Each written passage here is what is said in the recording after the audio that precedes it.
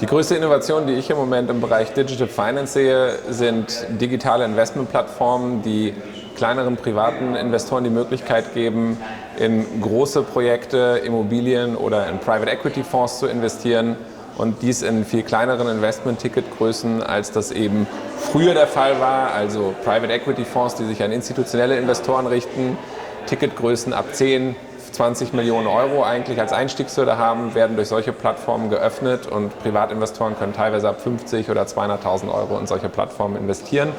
in solche Fonds investieren und kriegen dadurch Zugang zu Assetklassen, Investments, die ihnen vorher verschlossen waren.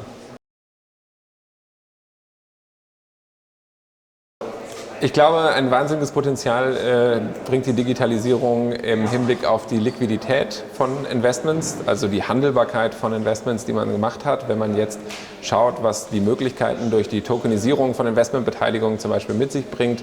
entsteht eigentlich die Möglichkeit, sehr leicht eine Börse, einen Zweitmarkt zu entwickeln, an dem Investoren ihre Beteiligung in verschiedenen Investments untereinander traden können und damit sozusagen eher illiquide Assets, die vielleicht Anlagehorizonte oder illiquide Investments, die Anlagehorizonte von 10 Jahren oder mehr haben, auch nach 1 oder 2 Jahren auf einem Sekundärmarkt verkaufen zu können. Da liegt, glaube ich, sehr viel Potenzial in der Zukunft drin.